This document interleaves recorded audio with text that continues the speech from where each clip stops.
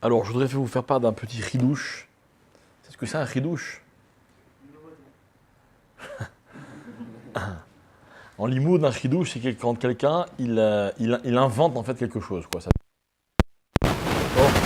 Donc, il y a une réflexion sur la paracha de Mishpatim, dans laquelle j'engage que moi, mais ça vous le verrez dans la conclusion. Pour l'instant, je vais donc revenir sur des idées qui ont été écrites par les Chachamim. Donc après la paracha de Yitro et l'histoire du don de la Torah, donc évidemment l'un des passages les plus, on va dire l'un des plus centraux de toute la Torah. On continue avec la paracha de Mishpatim. La Torah dit comme ça, Ve'ele à Mishpatim. C'est quoi Mishpatim? Alors Mishpatim, c'est des règles, ok? C'est quoi des règles? Dans la paracha de Yitro, on a vu les grands principes, les fondamentaux.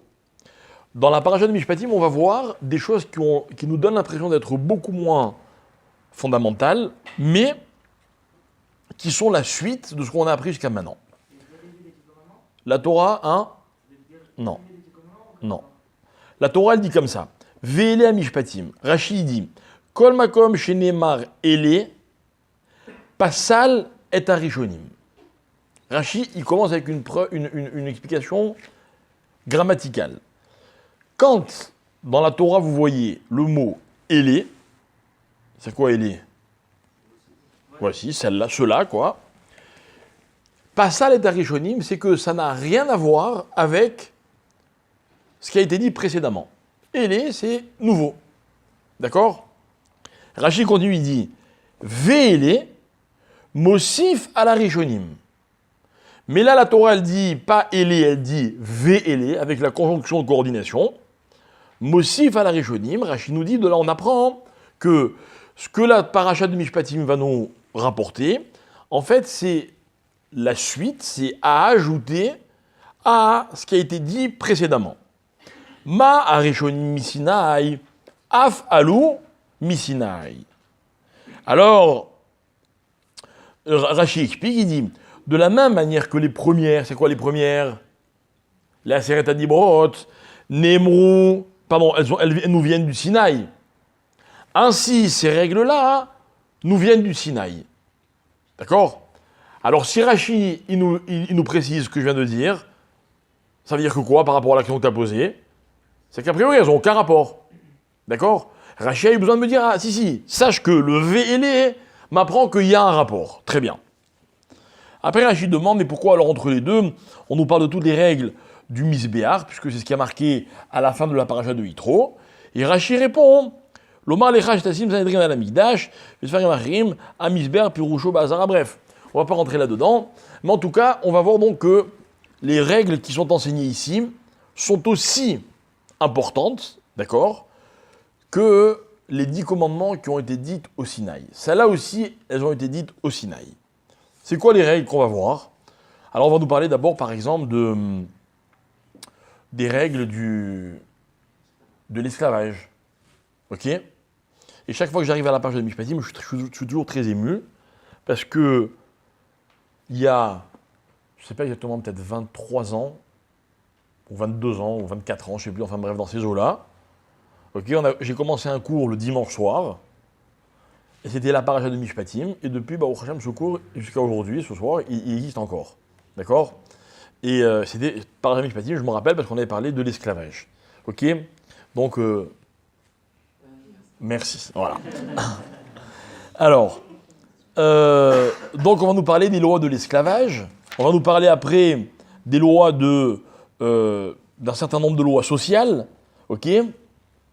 Celui qui frappe quelqu'un d'autre, celui qui frappe son père et sa mère, celui qui kidnappe, celui qui maudit son père ou sa mère, deux personnes qui se disputent, il y en a un qui donne un coup à l'autre pour se défendre, tatati tatata, comment il faut dédommager celui à qui on a fait du mal. On va nous parler de la loi du talion, œil pour œil, dent pour dent, c'est dans cette paracha. Ensuite, il y a tout le code de la route. Le code de la route, en fait, à l'époque, ça se passe avec des vaches et des bœufs, mais c'est les mêmes règles. Il y en a un qui avance, l'autre qui lui rentre dedans par derrière, par devant, sur le côté.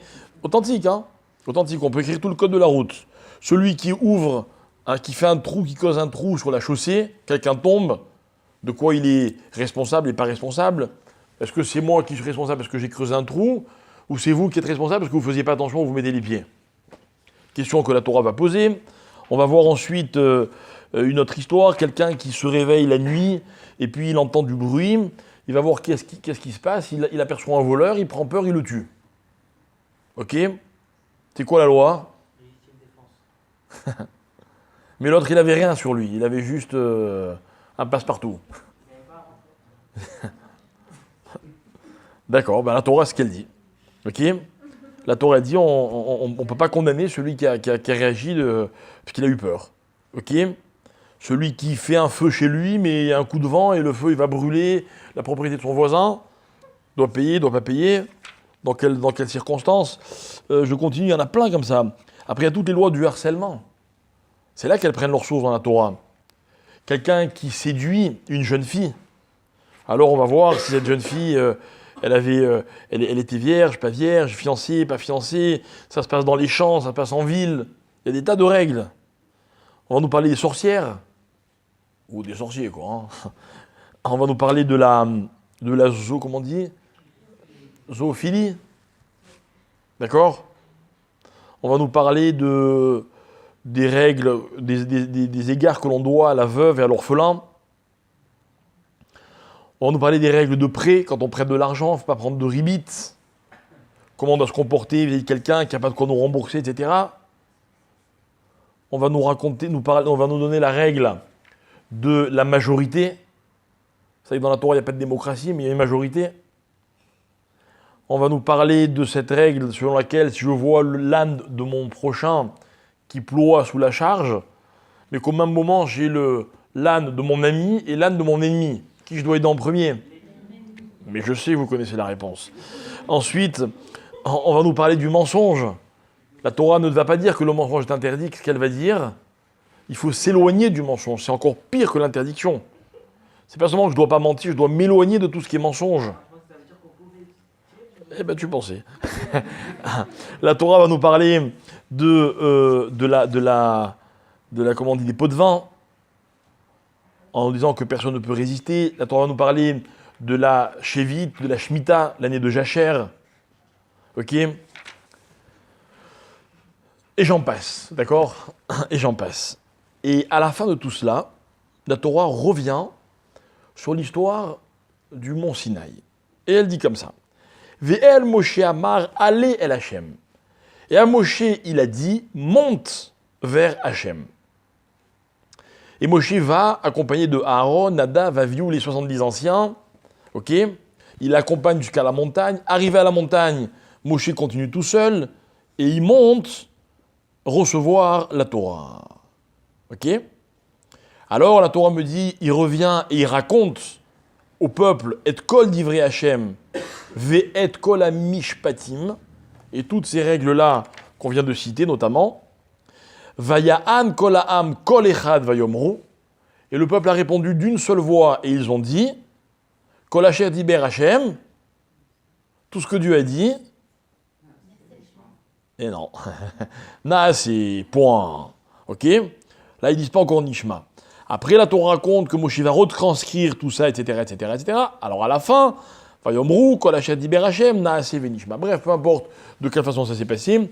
Mais là, on arrive à la conclusion de l'histoire de ce don de la Torah, où on voit que les Juifs ont accepté la Torah et ils ont dit Naaseh Venishma. À propos de quoi? Alors, là où ça devient intéressant, c'est là.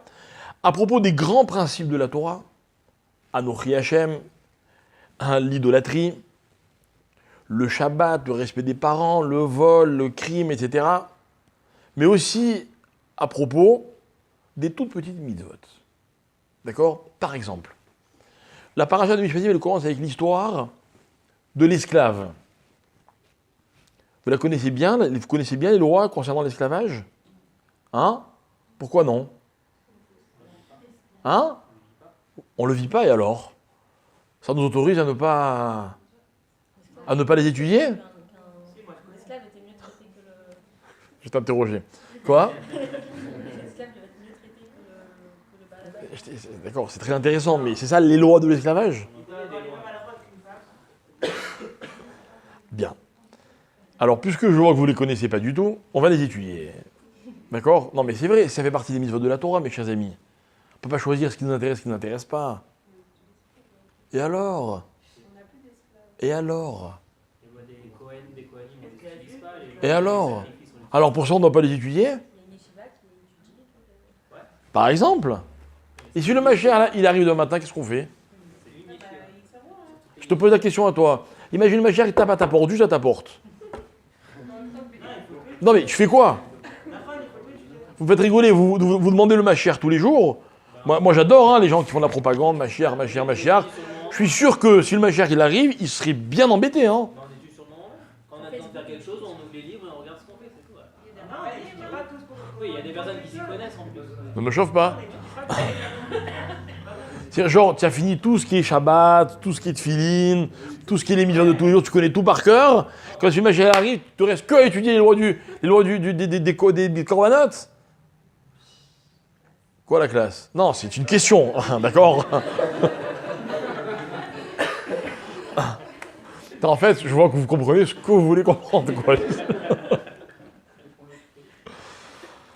Bon, non, la situation est beaucoup plus grave que je croyais. Non, mais c'est vrai, Rabotaï.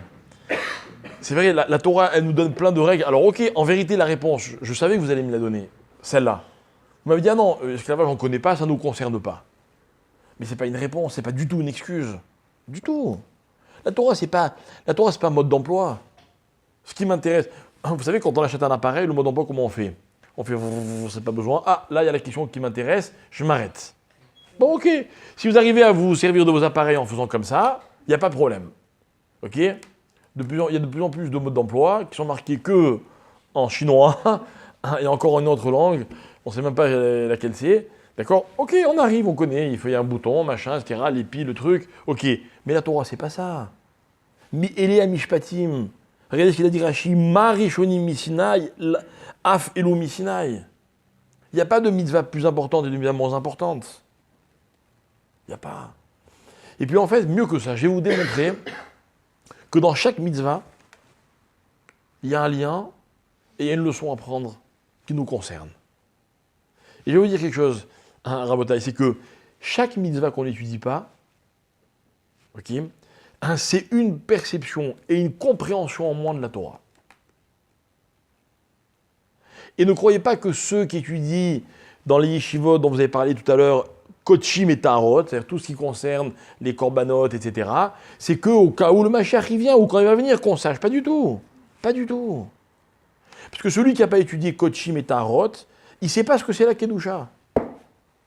Alors il y a des gens, il ne faut pas s'étonner, si quand on les voit, ils n'ont pas l'air très kadosh, quoi. Vous voyez ce que je veux dire? Ils ne savent pas ce que c'est la Kedusha. Maintenant, vous savez ce que c'est les lois des Avadim, hein?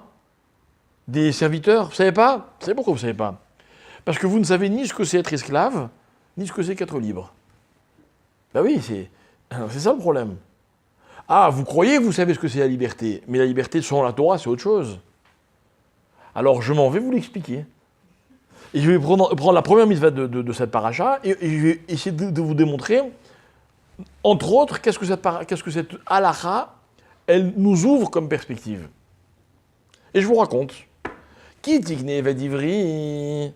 Lorsque tu achèteras un Eved Ivri, ça veut dire on parle d'un serviteur qui est juif, d'accord? Alors, Rachid dit, attention, qui tikne, c'est pas qu'on allait au marché s'acheter un Eved, d'accord? C'est pas comme ça que ça marchait, en tout cas pas avec un Eved juif. Mais quoi? En fait, c'est le Beddin qui condamnait quelqu'un à être Eved. Comment ça se passait? Le cas le plus connu, c'est quelqu'un qui avait volé, il se fait attraper, et il n'a pas de quoi rembourser. Bon, ben très bien, alors puisqu'il n'y a pas de quoi rembourser, tu vas travailler pour celui à qui tu as volé. Ok? Donc, toi, tu as acquis un Eved Ivri. Ben, tu l'as acquis difficilement, parce qu'il t'a volé. La Torah, elle dit, Shesh anim yavod, ou bachevi tietze lachov shichinam. Il travaillera 6 ans, et la 7e année, il sortira gratuitement vers sa liberté. Ça veut dire quoi? Comprenons. Si ce qu'il a volé, ça vaut 1 an de travail, il ne va pas travailler 6 ans. Mais au maximum, il va travailler 6 ans. C'est-à-dire qu'un Eved qui a volé quelque chose qui vaut beaucoup d'argent, ça se passe juste après la Shemitah. D'accord? Il va travailler 6 ans, la 7e année, il va sortir. D'autres disent pas du tout, ça n'a rien à voir. Quelle que soit l'année où il commence, il travaille 6 ans. Bref, peu importe. Ça, c'est des marloquettes après au niveau halakha. Ce qui m'intéresse, c'est quoi? C'est qu'au maximum, au bout de 7 ans, 6 ans, quoi, 7e année, il est libre. Très bien. Donc la Torah elle continue. Im begapo yavo, begapo yetse. Si, lorsqu'il a été engagé comme Eved, il était tout seul, ben, il ressort tout seul. Veim ba'alishahu, veyatzia ishto imo. Ah, mais s'il était marié. Donc imaginez quelqu'un, il vole, il est marié. On lui dit, bon, mon cher ami, tu vas devoir travailler pour celui à qui tu as volé. Il dit, mais attendez, j'ai une femme à nourrir, moi. Il n'y a pas de problème, ta femme, elle vient, elle aussi, elle emménage chez ton nouveau patron. D'accord? C'est pas rigolo? Ça doit être sympa si on se fait voler un truc, on accueille toute la famille de. Ouais, ben, en échange, il bosse pour toi quand même. Moi j'aimerais bien, hein, avoir à domicile.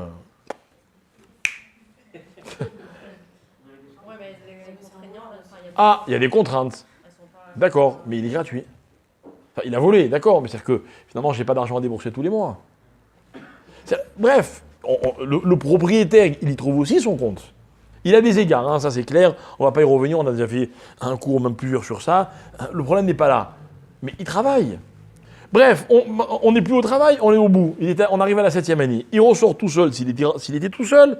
Il ressort accompagné de sa femme s'il était déjà marié. D'accord? Donc sa femme, celle qui était son épouse avant cette période de servitude, elle a le même statut que lui. Quand il rentre, elle rentre. Quand il sort, elle sort. C'est un peu logique, comment C'est tout à fait logique. Comment dans le prince autrement? C'est logique. La femme aussi était belle. Alors, la femme, elle a aussi des devoirs. Elle a aussi des devoirs, ok?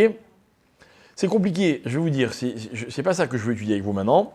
Ok, faites pas genre tout d'un coup ça vous intéresse, parce qu'il y a 5 minutes, vous n'en avez rien à faire. Ok? Mais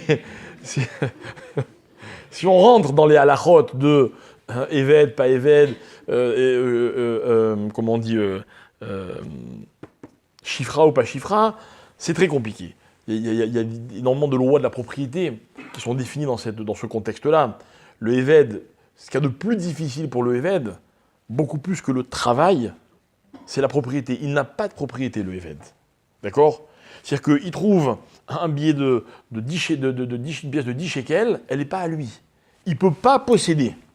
C'est d'ailleurs pour ça qu'il est Eved, parce que s'il possédait, on l'aurait pris pour rembourser. Donc il n'a rien. Donc sa femme, c'est pareil. Sa femme, qu'est-ce qu'elle va faire toute la journée? Elle va travailler, mais ce qu'elle va travailler, c'est pour qui? Pareil, c'est pour le maître. D'accord? Parce que le foyer n'a pas de possession. Bref, la Torah continue. Im adonav itenlo isha.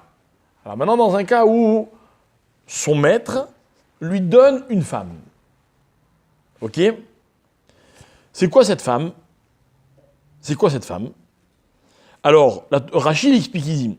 En fait, on apprend de là que quoi? Que le maître, il a le droit de lui donner une servante qui n'est pas juive, Shifra Kenaanite.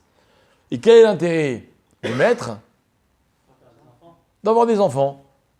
Et que ces enfants, ils aient un statut de Eved à vie. Voilà.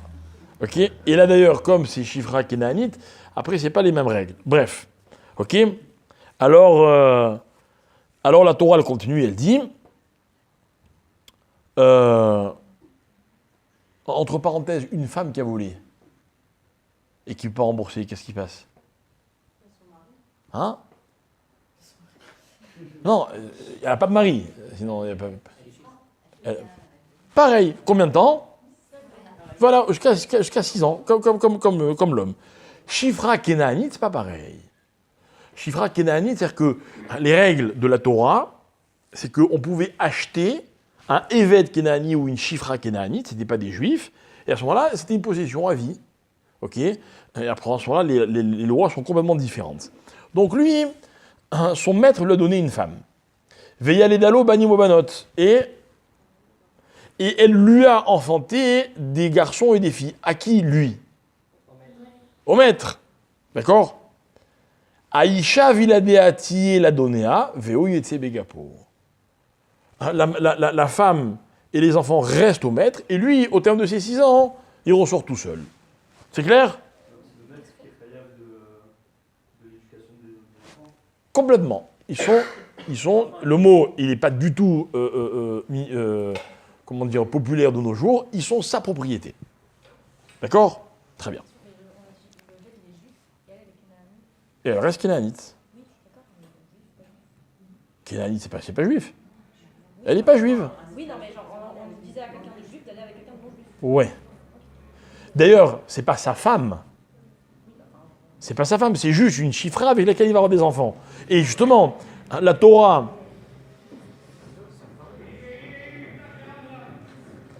Ma chère qui arrive. La Torah, elle nous apprend que c'est un statut particulier, que dans ce cas-là, le maître, il a le droit de dire au évêque, je veux que tu aies des enfants avec cette femme. C'est un cas unique. D'accord? Il n'a pas de refuser. Ok? Maintenant, il travaille 6 ans. Entre-temps, on lui a donné une chifra. Ils ont eu des enfants. Au bout des 6 ans, le Eved, il dit Veim amor yomar Eved, aafti et adoni. Je me suis attaché à mon maître. Et ishti, ve'ed banai, ma femme, mes enfants. Bon, ok, c'est pas tout à fait sa femme. Mais en tout cas, il la considère comme telle. Lo etze chofshi. J'ai pas envie de retrouver ma liberté. Ok? Vraiment, il est bien là. Ok? Alors, vous connaissez la suite. On l'a amené au linteau de la porte. On lui perçait l'oreille. Va avado léolam. Et il restait jusqu'à quand? Jusqu'au Yovel. Léolam, c'est le Yovel, jusqu'aux fameuses 50 ans. Ok? Et rebelote après, c'est vous encore? Non. Après, c'est encore d'autres halachot. Ok? Voilà, on peut se faire un peu, entre guillemets, avoir douillet. Si par exemple, au bout de 2 ans, le Lionel il arrive pas. Alors qu'il devait rembourser 6 ans. J'ai pas compris la question. Un esclave, normalement il devait travailler 6 ans, mais le Lionel il est arrivé entre temps. Ah, bonne question. Au bout de la 2e année, Voilà, les 6 dernières années avant le Yovel, faire très attention à tes affaires. Ouais, c'est vrai, tu as raison. il ne pourra pas se rembourser quoi. Tu as raison. Tu as raison. Mais au Yovel, toute la notion de propriété, elle était. Voilà, il y avait une espèce de restart qui se faisait. Donc de toute façon, c'est un truc qu'on arrive beaucoup de mal à comprendre de nos jours, mais enfin, tout changeait. Chaque chose, elle reprenait une place nouvelle. Donc ce qu'on lui a volé à ce propriétaire, évidemment, c'est presque accessoire par rapport à tout le reste. Ok? Bien. Alors, tout le monde demande, c'est quoi cette histoire de percer l'oreille? Ok. Alors, les Khamim y répondent dans la Gemara, ils disent, bah oui, parce qu'en fait, on disait au serviteur, on lui disait, l'oreille qui a entendu au Arsinaï, Avadai hem velo avadim la avadai, Akadosh Baruch Hu a dit du peuple juif, vous êtes mes serviteurs. D'accord? Donc, le statut du juif, c'est d'être le serviteur d'Hachem. De là, on apprend qu'on n'a pas le droit de décider d'être le serviteur de quelqu'un d'autre. Ok? Maintenant, lui, il a volé. Il n'a pas de quoi rembourser, il n'a pas le choix. Mais au moins, au bout de 6 ans, ne dis pas que tu veux rempiler. Pourquoi?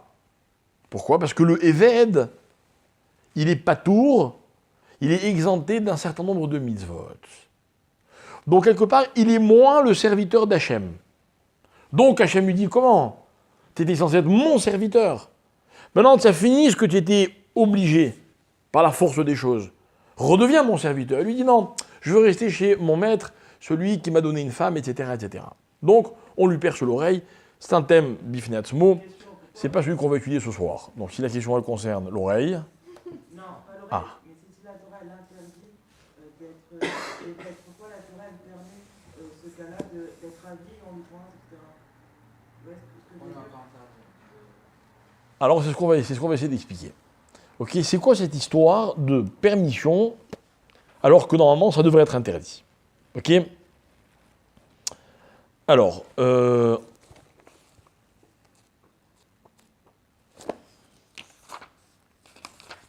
juste comme ça pour ne pas que vous soyez, pour que vous connaissiez la source, Avadai M, c'est marqué dans la paracha de Béhar, dans le livre de Vaïkra. Là-bas, la Torah, elle reparle du problème des serviteurs. Et elle raconte là-bas, la Torah, par exemple, que si dans une famille, quelqu'un a de l'argent, ok, il a l'obligation, d'après la Torah, de racheter son proche pour ne pas qu'il reste éved. D'accord? Et là-bas, la Torah, elle dit « Ki avadai em asherotitiota meretz Mitzrayim » car ce sont mes serviteurs. Donc si toi tu as la possibilité de le racheter, tu dois le racheter. Dans la Torah, on est très à cheval sur la responsabilité familiale. D'accord? Pareil pour un terrain ou une maison qui était la propriété d'une famille, depuis le partage de la terre d'Israël, etc. Mais quelqu'un est obligé de le vendre, et il a un cousin, ou enfin, les statuts sont très précis. Ok, la Torah dit attention, si tu as la possibilité, tu dois l'aider à racheter pour que ça reste dans la famille. Bref. Et c'est là-bas que la Torah dit, car ce sont mes serviteurs. Donc toi, tu dois l'aider à rester le serviteur d'Hachem. Avadai hem, vélo avadim, la avadai. Mes serviteurs et pas les serviteurs de mes serviteurs. Ok? Donc, comme on le disait à l'instant, qu'est-ce que ça veut dire cette histoire de pouvoir rester plus longtemps? Ok? Maintenant,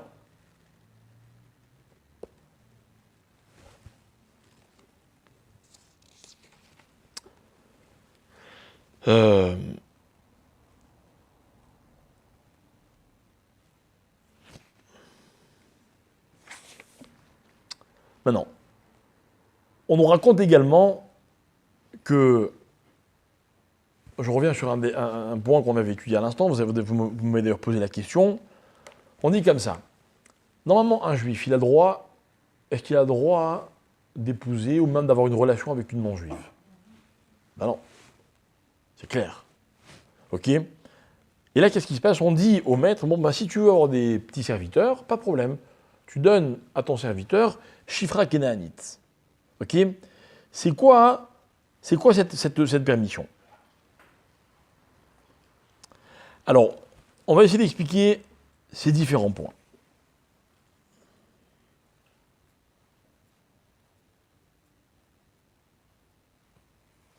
Bien.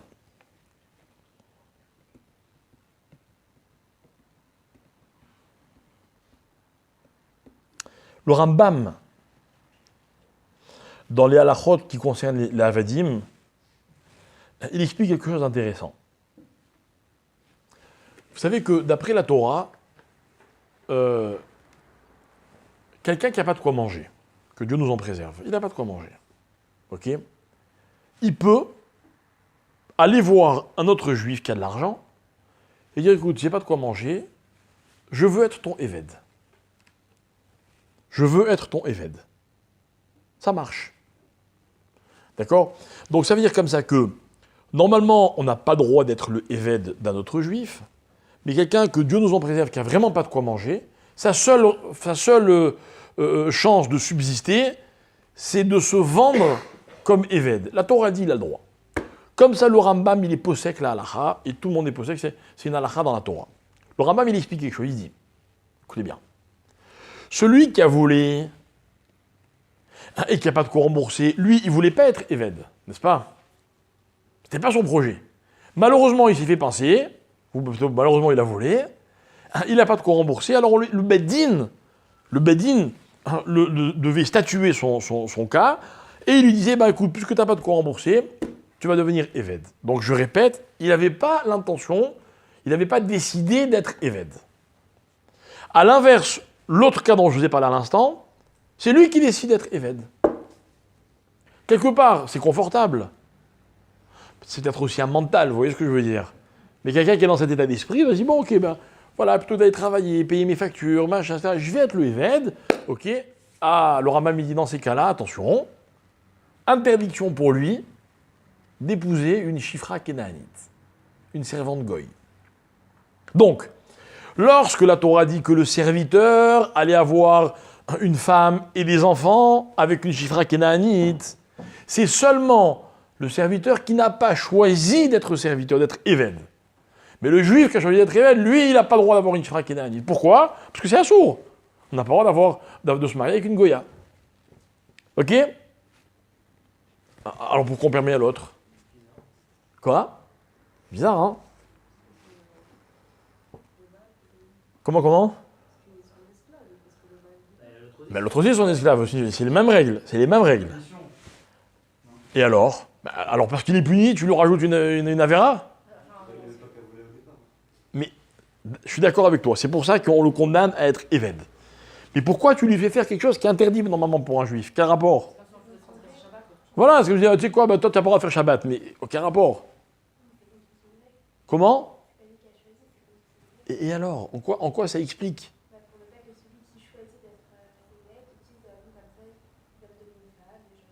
Alors ça, je comprends.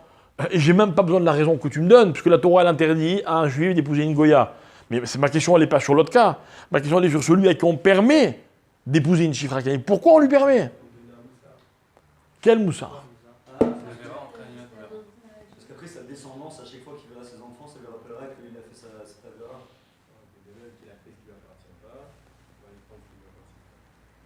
Non, là, c'est pas un raisonnement chez quelqu'un, va tuer, tu manges ou prendre la Shabbat. Bon.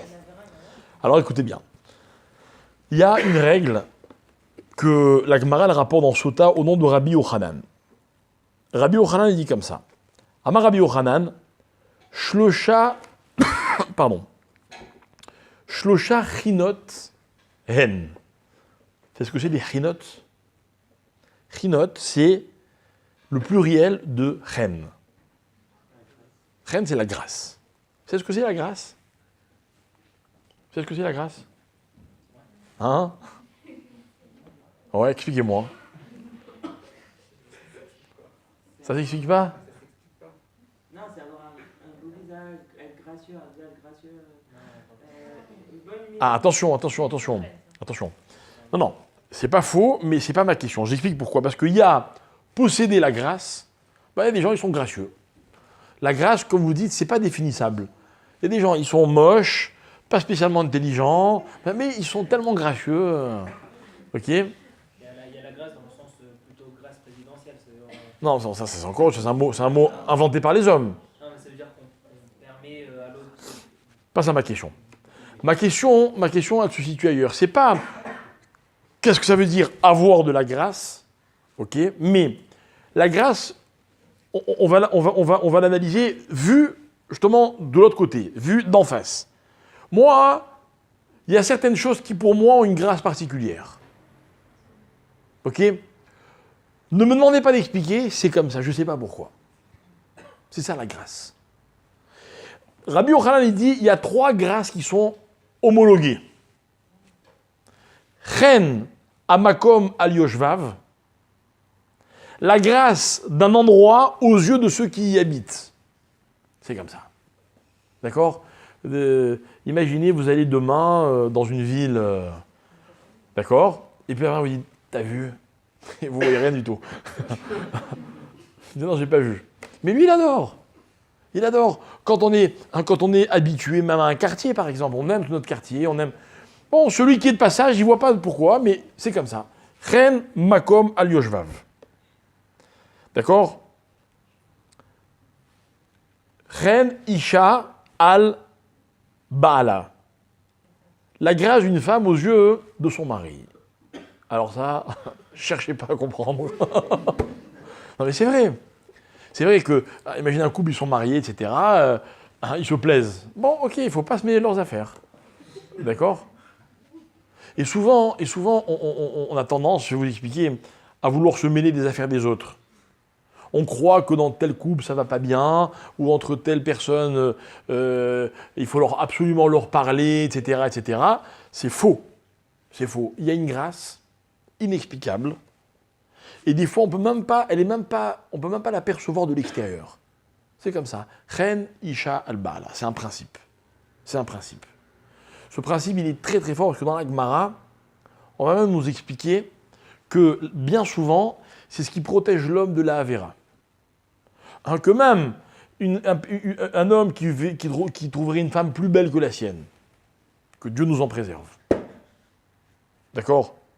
On n'a jamais la plus belle, mais celui qui pense qu'il y en a une qui est plus belle que la sienne, c'est que déjà, il a classé le dossier de sa femme et il a ouvert d'autres dossiers. Donc le problème, hein, le danger guette. En français. D'accord ? Sans vouloir faire de jeu de mots, de balles. Ok ? Mais c'est vrai, le problème, il est là. Mais au-delà du physique ou de ce que vous voulez, il y a une espèce d'habitude, d'accord, où chacun, finalement, il se forme et il se forge par rapport à l'autre, qui fait que c'est inexplicable. C'est comme ça. Ça s'appelle chen. Vous voyez, les exemples, en fait, sont la définition de chen, du mot lui-même. Et troisième grâce dont parle Rabbi Yochanan, chen mekar al lokro. Mekar al lokro, c'est que vous achetez quelque chose, ok, hein, vous trouvez que c'est le meilleur objet qui existe. Par exemple, parler à un homme de sa voiture, ok, et il est convaincu que c'est la meilleure. Non, il sait qu'il y en a des meilleures sur le marché, mais la sienne, elle a quelque chose de spécial. Par exemple, quand quelqu'un il a acheté une voiture et que vous lui dites, tu sais quoi, hein, je voudrais m'acheter une voiture, j'hésite, sûr, il vous conseille la sienne. C'est bien, tant mieux, c'est comme ça. Quand on achète un objet, un mécart, un objet, cet objet, tout d'un coup, il trouve grâce à nos yeux, aux yeux de celui qui le possède. Ok ? Et moi, j'avais raconté un jour une histoire qu'on m'a racontée. Il y a un monsieur que je connais bien qui s'appelle Monsieur Besnainou. Je ne sais pas si vous avez entendu parler. Il était président du Fonds social à Paris. Bref, il a fait plusieurs choses dans sa vie au niveau communautaire. Et à un moment, il avait pris sur lui une mitzvah. Et comme il est tunisien, il allait en Tunisie et il essayait de convaincre les familles tunisiennes de faire la aliyah. D'accord ? Et il les aidait à tous les niveaux pour que cette aliyah soit possible. Et il me raconte qu'un jour, il rentre chez une famille, vous voyez, il faisait des enquêtes, etc. Il arrivait, il tapait à la porte, il débarquait direct, hein, pas... Hein, donc un jour, il débarque dans une famille, il me dit une maison vraiment, vraiment très très simple. Il me dit, un exemple, il y avait un frigidaire, vieux de, je sais pas, de Mathusalem, fermé avec une corde. Vous voyez, tellement le frigidaire, il ne fermait pas. Et dans la maison, il n'y avait rien.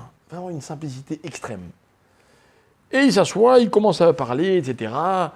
Et il dit, écoute, ton avenir de tes enfants, tatati, tatata, Israël, viens, on va t'aider, tatati. Et à un moment, il a posé une question magnifique. Il lui dit, mais alors, comment je fais avec tout ça ? D'accord ? Et lui, il m'a dit, j'ai pris une leçon terrible. Tout ça, c'était quoi ? C'était rien. C'était un frigidaire vieux, des lits vieux, une armoire vieille. Et la réponse, elle m'a dit, elle était trop simple. Je lui dis, la réponse, c'était de lui dire, bah, on va tout racheter là-bas, t'inquiète pas. Il dit, mais j'ai réalisé qu'il ne fallait pas lui dire ça. Parce que ça, c'est ses affaires. Ses affaires. Dans la vie, on aime nos affaires. Hein, vous savez, les tricots un peu usés comme ça, dans lesquels on se sent bien, hein, on les aime. On les aime. Et votre mère, elle vous dit, tiens, je t'ai acheté des neufs. Non, je préfère les vieux. C'est comme ça. Bon, je ne sais pas prendre l'exemple des tricots parce que personne ne les voit, vous voyez ce que je veux dire, donc ça ne nous dérange pas. Ce qui se voit, c'est un autre problème. Mais on aime nos affaires. Chen, un mécart al lokro. Regardez comme c'est médouillac. La grâce de l'objet pour celui qui l'a acheté. Je me suis investi. J'ai fait un effort. C'est à moi. Et en fait, il y a 3 dimensions. Écoutez bien. 3 dimensions. La première, c'est Chen makom al yoshvav. Resituons-nous dans le contexte de la Gemara qui a été écrite il y a pas loin de 2000 ans, hein, un peu moins. À l'époque, on ne déménageait pas. On n'avait pas une promotion au bout du monde, on prenait nos affaires, on allait s'installer là-bas pour un certain nombre d'années, puis après on se redéplaçait, on redéménageait. Non.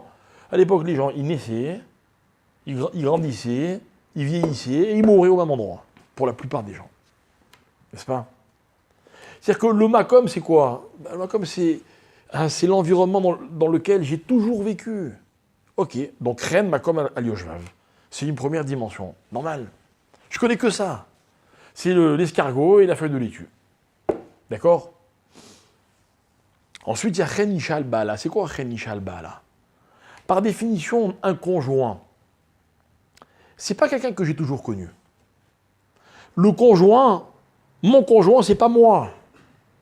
D'ailleurs, avec un conjoint, on a des moments magnifiques, on a aussi des moments de tension. Il y a des choses qu'on aime chez l'autre et qu'on aime moins, hein. Vous allez voir, hein. Faites pas d'illusions. Et tout ça, ça se construit. Il y a des choses qui restent. Mais, justement, avec le temps, avec les expériences que l'on partage, quand on se rend compte que finalement, on est les meilleurs alliés, quoi qu'il arrive. Quoi qu'il arrive. Alors on finit par se forger, je ne vais pas dire le mot habitude parce que c'est l'antithèse de ce que je vais expliquer. Ou alors vous prenez que le côté noble du mot habitude. Je me suis habitué. Je ne veux pas autre chose. Cette semaine, on a parlé pendant Shabbat de l'Otarmod, le dernier commandement de la Torah. Dans la vie, pour ne pas envier, qu'est-ce qu'il faut? Il faut juste apprécier ce qu'on a à nous. Ça fait partie de moi. Mon conjoint, c'est pas moi, mais sans mon conjoint, je ne serai jamais moi. Et vice-versa d'ailleurs. Donc finalement, il y a une espèce d'exclusivité qui se crée, ou peut-être même que c'est l'exclusivité avec un grand E, dans un couple, qui fait que bon, ben voilà quoi. Ren Ishal Bala. Finalement, je ne peux pas aimer quelqu'un autant que la personne avec qui j'ai fait ma vie. Et pourtant, il y a eu des années de ma vie sans elle. Mais à partir du moment où on s'est unis, ben on s'est fait l'un à l'autre. On s'est fait l'un à l'autre. Alors, la Gemara dit, Chen Ishal Bala. Mais après, il y a une troisième dimension. Chen Mekar Alokro. C'est quoi? C'est un objet. C'est un objet. Vous savez, moi, un jour, puisqu'on a parlé de voiture, petit exemple, hein, il vaut ce qu'il vaut. Hein. On m'a volé une voiture, moi. On m'a volé une voiture, bon, on l'a retrouvée quelques minutes. Hein, maman, c'est une question de minutes. Hein. Après, mais elle était irrécupérable. Ils me l'ont désossée en quelques minutes. Ils ont pris tout ce qui avait de la valeur. Je ne parle pas dans la voiture, dans le moteur, dans les pièces, machin, etc. Bref, c'est des gangs. OK. Donc la voiture, elle est partie en épave. Et moi, je me rappelle, j'avais dit à mon père, j'avais dit, j'ai de la peine quand même. Hein. Il m'avait dit, ah bon, pourquoi? Je lui ai dit, non, je ne sais pas tout ce qu'on a fait avec cette voiture. C'est vrai, j'avais énormément de souvenirs d'Afka avec mon père. Notamment, je me rappelle qu'on avait fait monter des rabbinimes dans cette voiture. Bref. Il m'avait dit comme ça, il m'a dit, mais mon fils, un objet, il est fait pour être changé. C'est le propre d'un objet. Aujourd'hui, je suis là, puis à un bout d'un moment, il vieillit, il s'abîme, je change. Et alors? Tu te rends compte, si on s'attache aux objets, je me rappelle, il m'avait bien expliqué, mais si on s'attache aux objets, on ne peut jamais être heureux. Un objet ne peut pas durer. Ah, alors qu'est-ce qu'elle me dit la Gemara? Ren Mekar al Lokro. Et la Gemara, elle n'a pas dit Ren Mekar al Baalav. La grâce de l'objet sur celui qui le possède. Non, ça c'est faux. On n'aime pas les choses parce qu'on les possède. Il y a quelques jours, j'étais dans une maison dans laquelle je vais souvent, peu importe, quelqu'un que je connais bien, et je me suis rendu compte que depuis, je sais pas moi, 20 ans, je connais cette maison, d'accord, elle n'a jamais changé. Les tableaux, c'est les mêmes. Nickel, hein, tout est propre, c'est pas qu'il y a de la poussière. Hein. Mais je me dis, bon voilà, ils sont vraiment attachés à ce tableau. Bon, à mes yeux, il n'y a rien de spécial. Les mêmes photos de la famille, de l'oncle, du cousin, de machin, etc. En général, elles ne sont plus de ce monde. D'accord? Bon, ok. Voilà, c'est des gens, je me dis, attachés à leurs affaires. C'est pas ça qu'a dit la Gemara. C'est pas ça qu'a dit la Gemara. La Gemara dit, Ren Mekar Lokro. C'est quoi l'okro? C'est quoi l'okéar? L'okéar dans la Gemara, c'est celui qui achète. Donc, la grâce de l'objet, pour celui qui l'achète, c'est un présent en plus. C'est-à-dire qu'en fait, qu'est-ce qu'un objet? Il est l'image de ce que j'ai investi en lui. Voilà ce qu'il vaut. Il y a des choses, chez moi, qui valent cher, je ne suis pas spécialement attaché. Il y a des choses, même si elles valent beaucoup moins cher, mais, je ne sais pas, pour moi, c'est spécial. C'est spécial. Prenons un exemple. Quelqu'un que vous aimez vous fait un cadeau, cet objet pour vous il a une valeur, vous allez appeler ça sentimental, je vous connais, ok? Mais on s'en fout, je ne suis pas en train de définir un sentiment. Non, cet objet-là, il incarne, il symbolise beaucoup plus que l'objet lui-même. Ok? Beaucoup plus que l'objet lui-même. Ça s'appelle Ren. Donc c'est évidemment le dernier exemple, pourquoi? Parce qu'il est beaucoup moins important que chen isha al baala ou que chen makom al yoshvav, d'accord? Maintenant, là encore une fois, il ne s'agit pas de classer par ordre d'importance, mais par ordre d'environnement auquel on a fini par s'habituer. Bon. Alors pourquoi je vous raconte tout ça? Je vous raconte tout ça parce que ce que veulent nous expliquer les Chachamim, voilà une explication que j'ai lue et que je vous rapporte, c'est qu'en fait, la Gemara, dans ce traité de Sota, dans cette page de Sota, page 47, la Gemara elle explique une chose, j'ai envie de dire, contre laquelle on ne peut rien. Vous savez, on raconte dans la Gemara qu'un jour, Oshéa, prophète Oshéa, Akadosh Baruch Hu lui a reproché parce qu'il avait épousé une femme qui n'était pas juive, avec laquelle il avait eu des enfants, etc., etc. Et un jour, Hachem lui fait un reproche. Il lui dit, mais dis-moi, toi, pourquoi tu n'as pas fait comme Moshe? Moshe, lui, pour être plus proche de moi, qu'est-ce qu'il a fait? Il s'est séparé de sa femme. D'accord? Alors, il lui avait répondu, à Marlo, Ribono, Shalolam, c'est Oshéa qui répond à Hachem, Yesh libani mimena, Ven aniachol otia, un vélo les garcha. Il dit, mais tu peux pas m'en séparer. On a une vie ensemble. On est mariés, on a des enfants. C'est une réponse de dire ça à Dieu. Pourquoi Moshe n'était pas marié? Il n'avait pas eu des enfants avec Tzipora. Alors Moshe, c'est un cas spécial. Mais Oshéa, sa réponse, elle est belle. Elle est sincère. Sa réponse, c'est quoi? C'est que je suis attaché à quelque chose. Qu'est-ce que tu me veux? Tu ne peux pas me demander de me séparer de ce à quoi je suis vraiment attaché. Et j'imagine que Oshéa, si Rabbi Yochanan, il avait dit avant lui, parce qu'Oshéa, il est bien avant Rabbi Yochanan, il aurait dit, tu vois, même Rabbi Yochanan, il a dit, il y a un reine particulier, on ne peut rien faire contre ça. Et ça, mes chers amis, ce que je voulais que vous compreniez, c'est que ce reine-là, c'est une règle dans la vie. C'est une règle. Par exemple, il ne faut jamais critiquer un objet que quelqu'un vient de s'acheter. Jamais. Jamais. Il y a des gens qui disent, ah non, moi je dis les choses clairement. Quelqu'un vient et vous dit, t'as vu le nouveau manteau que j'ai acheté, il te plaît? Eh bien, il faut lui dire oui. Tu l'aimes? Ouais, ben il me plaît à moi aussi alors. C'est vrai. Ah, vous allez me dire, mais on a dit tout à l'heure, Midvar Sheker Tichak. Non, mais ça, c'est pas Sheker ou pas, parce que ça lui fera vraiment de la peine. Imaginez quelqu'un qui vous dit, tu as vu ma femme comme elle est belle? D'accord? Reine. Reine, c'est une chose, mes chers amis, qu'il faut apprendre à respecter. Quand quelqu'un ressent un reine particulier pour quelque chose, ou pour une autre personne, il faut le respecter. Si vous ne le respectez pas, vous lui faites du mal. Et je vais vous donner un petit exemple, que si Dieu, j'espère que vous vivrez bientôt au quotidien. Vous savez, les petits-enfants, il y a des choses qui pour eux sont importantes. Alors, il ne faut pas exagérer. Il ne faut pas non plus leur apprendre à s'attacher à n'importe quoi. Mais quand pour un enfant une chose est importante, vous savez, les enfants, ils ont souvent des jouets dans la main, un petit jouet qui trimballent partout. Et donc on leur dit, mais laisse-le, ça va, je t'en achèterai un autre. Non. Il faut lui apprendre à un enfant. Non, je ne parle pas du doudou, c'est encore un problème psychologique qui est encore plus intéressant. Non, je parle d'un petit objet, il aime l'enfant. Il aime. Bon, moi, je me rappelle, j'avais moins de 5 ans. D'accord? Parce qu'on a déménagé, et c'était avant ce déménagement, et on a déménagé quand j'avais 5 ans. Je me rappelle que j'avais fait quelque chose, je ne me rappelle plus quoi. Et mon père, il m'avait dit, je vais t'acheter une voiture. J'adorais les voitures à l'époque. Maintenant aussi. Et il m'avait acheté une voiture, et j'avais adoré cette voiture. Mais je me rappelle dans ma tête de la voiture, et je me rappelle aussi que c'est mon père qui me l'a acheté parce qu'il m'avait récompensé, je ne sais plus de quoi. Mais cet objet, pour moi, il avait un reine particulier. Qu'est-ce qu'elle est devenue, la voiture? Aucune idée. Et vous avez vu, ça ne m'a pas traumatisé. D'accord, mais c'est vrai. Mais je me rappelle de ce reine-là. Cette voiture, elle avait un truc spécial. Je ne sais même pas si je me rappelle de quelle voiture c'était.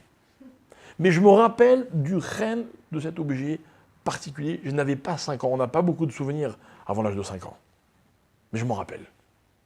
Ok? C'est ça, reine. Reine, c'est quelque chose, encore une fois, qui dépasse un peu toutes les autres règles. Ok? Reine, notamment Isha al-Ba'ala. Entre un homme et une femme, il y a un reine particulier. Vous savez, moi je dis toujours que Dans la vie, c'est dommage d'attendre pour se marier.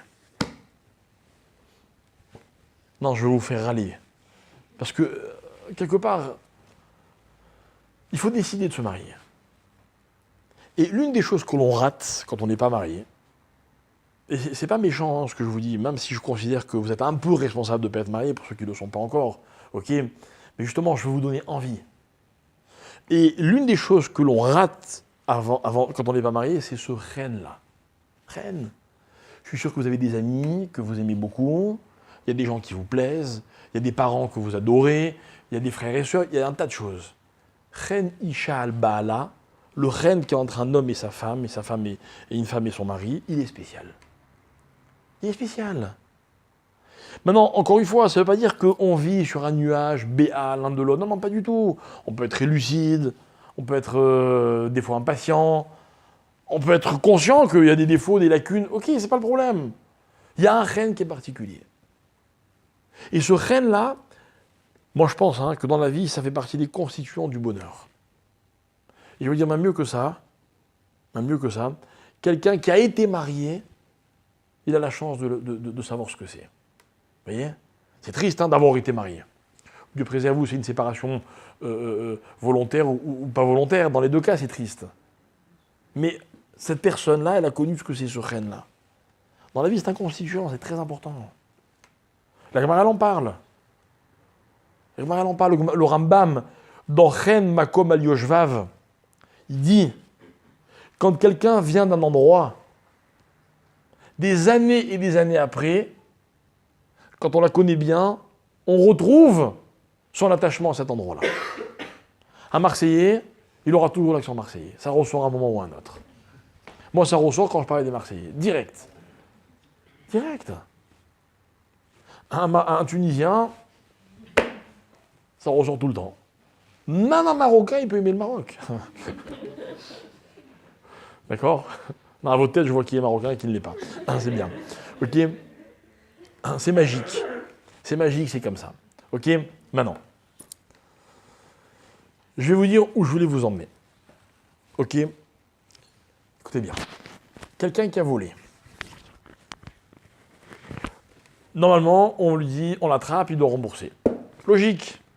D'accord ? Je t'ai volé quelque chose qui valait 500 €, je te rembourse 500 €, on est quitte. Bon, il y a des pénalités dans la Torah, je t'ai remboursé, on est quitte, n'est-ce pas ? On est quitte.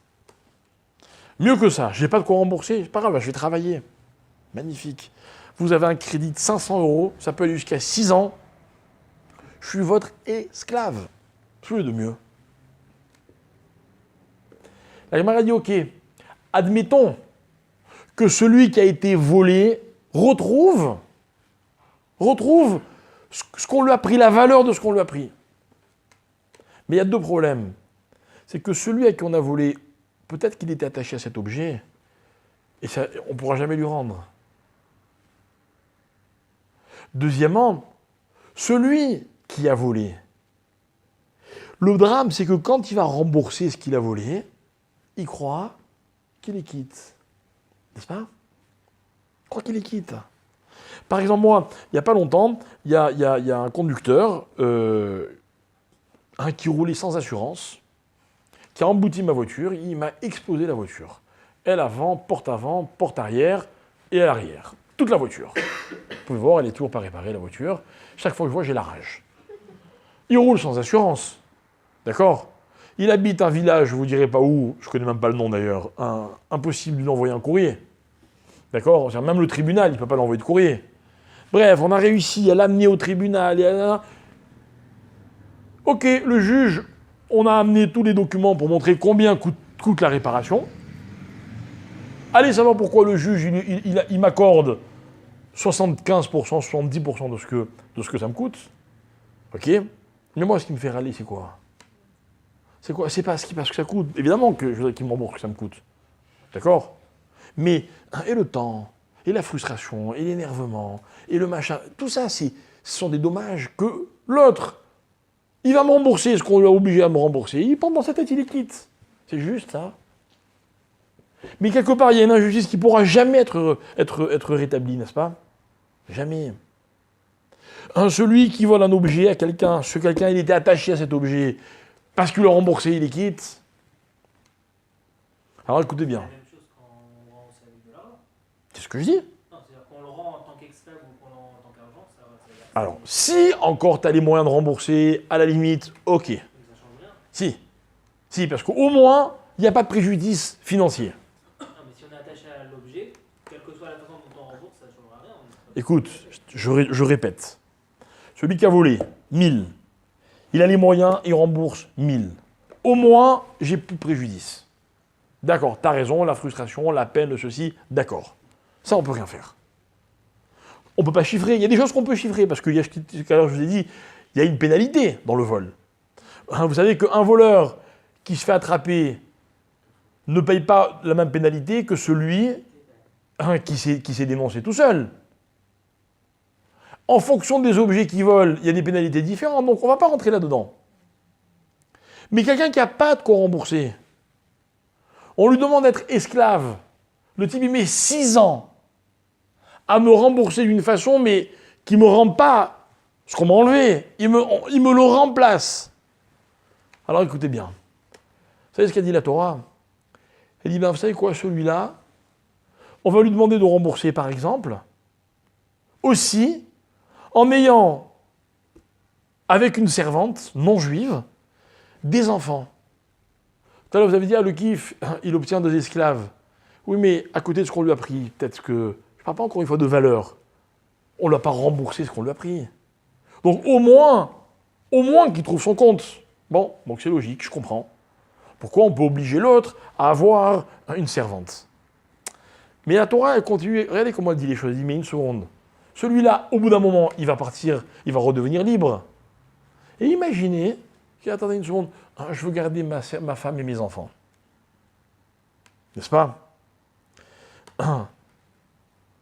Humainement, vous comprenez sa situation, le pauvre.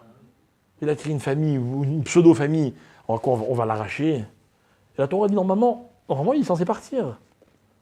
Pourquoi il est censé partir? Écoutez bien ce que disent les Chachamim. Ils disent comme ça. Parce que, quand on va l'obliger à quitter cette femme qui n'en est pas vraiment une, si elle était vraiment une femme, ça aurait été différent. Il va réaliser de ce que c'est, de s'attacher à quelque chose et de devoir s'en séparer. Parce que ça ne lui appartient pas à lui, mais ça appartient en fait à quelqu'un d'autre. Lui, il s'attache, mais la propriété est à quelqu'un d'autre. Et en fait, il y a là un espèce de mida keneged mida. Mida, vous voyez? C'est-à-dire que de la même manière que toi, tu m'as privé d'un objet auquel j'étais attaché, c'est pas moi qui le dis, c'est la Gemara. Et bien toi aussi, moi je te donne une femme pour que je puisse avoir des enfants de cette femme-là. Et quand arrive la fin de ta punition, eh ben, tu dois me rendre cette femme et tu dois me rendre ses enfants. Mais comment on va faire mida keneged mida sans transgresser la Torah? Mais c'est la Torah qui me le permet. Oui, enfin, La Torah, elle veut que celui qui a volé, il passe par cette expérience pour comprendre à quel point ce qu'il a fait, c'était grave. pourquoi le guénon juif et pourquoi le guénon juif? Parce que si ça avait été une juive, après ça reste sa femme pour tout le temps. Alors que là, justement, c'est pas vraiment sa femme. Maintenant, la Torah, elle a le droit d'interdire, de permettre ce qu'elle a interdit, elle. C'est une grande règle, ça, dans la Torah. À pécher à Sar ou à pécher Itir. Celui qui interdit, le même, c'est celui qui peut permettre. Ça, c'est encore un autre thème intéressant. Donc, c'est pas un problème fondamental. Comment je vais... Oui, la Torah, elle fait ce qu'elle veut. Mais la Torah ne fait pas ce qu'elle veut pour faire ce qu'elle veut. Pour m'expliquer qu'un homme, qui n'a pas su respecter la propriété de l'autre, le règne d'un propriétaire sur son objet, il faut qu'il le comprenne, qu'il le réalise. Et si ça doit passer par ça, eh bien ça passera par ça. Et bien quand cette personne, au bout de 6 ans, elle est obligée de se détacher de cette femme et de ses enfants, parce que ce ne sont pas les siens, et bien là on pourra dire qu'il a vraiment payé pour la faute qu'il a commise. D'accord? Je referme ma parenthèse du début de mon introduction. Non, je plaisante. Ok. On a expliqué une règle de ce qui s'appelait le Eved. Vous voyez? Une règle. Celle qui consiste à lui donner une femme dont il est obligé de se détacher un jour au bout de 6 ans, ou pire au bout du Yovel. Mais moi, j'extrapole, parce que, encore une fois, ce qui m'intéresse, c'est le rapport que ça a avec moi. C'est que la Torah, elle a fait toute une halakha qui est exceptionnelle, cette halakha. C'est-à-dire qu'elle est vraiment, elle sort de l'ordinaire. On donne à un juif à avoir des enfants avec une femme qui n'est pas juive. Pour lui expliquer comment dans la vie, le principe de s'attacher à quelque chose, il est important. Et moi, je constate l'enchaînement de la Torah. Écoutez bien. La Torah, elle me donne l'histoire, elle me raconte l'histoire de Matan Torah.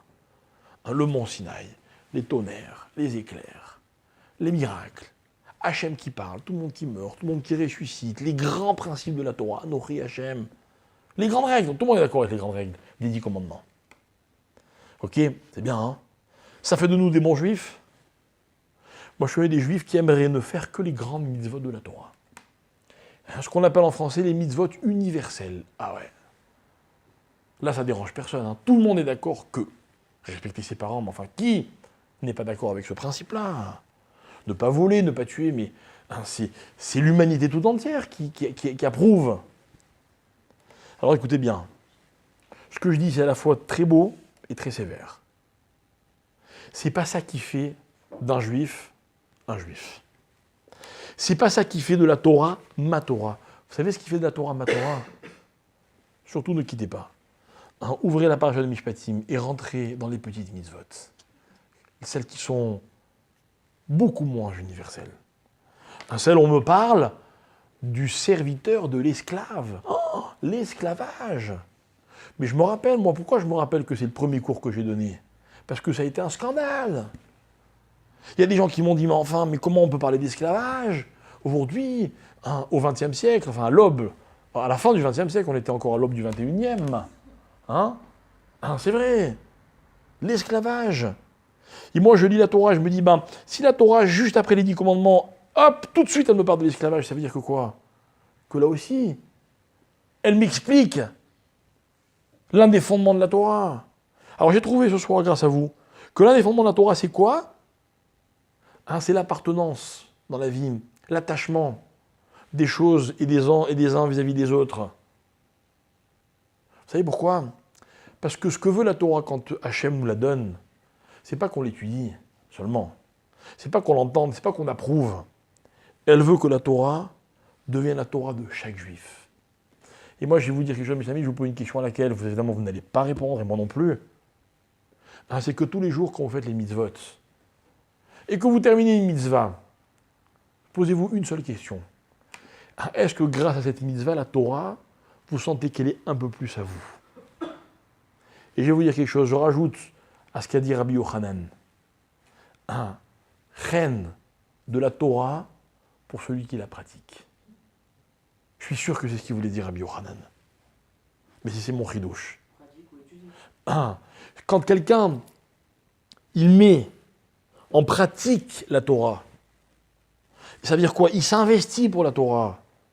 Il sent que grâce à la Torah, il est devenu différent. Elle lui a rajouté certaines choses, un peu comme un conjoint et sa conjointe, ou le contraire. Hein, il comprend d'où il vient, un peu comme le Macom par rapport à celui qui habite. Il a fait des efforts parce que la Torah, elle n'est pas facile à faire. Exactement comme quelqu'un qui fait des efforts pour acquérir un objet. Et bien là, il y a un chen qui est particulier. Et pour moi, il n'y a pas de hasard. Si la Torah, elle m'a cité toutes les lois dont je vais citer une partie, et qu'à la fin, seulement à la fin, elle me dit, vous savez ce que les Juifs, ils ont dit? Ils ont dit Naaseh Venishma. Ça veut dire quoi? Naaseh Venishma, c'est toute la Torah. Du plus grand principe jusqu'à la plus petite des règles. Et ne me dites plus jamais, cette mitzvah, elle ne me concerne pas. Jamais. Ne dites plus jamais, eux ils étudient ça parce qu'au cas où le Mashiach vient. Mais pas du tout. Il l'étudie parce que maintenant il faut l'étudier. Parce que c'est comme ça que la Torah devient notre Torah. Et moi je vais vous dire, moi j'ai rencontré sans arrêt des gens, je rencontre sans arrêt des gens qui disent, non moi la Torah, quoi? Il n'y a pas de reine. Je connais la raison.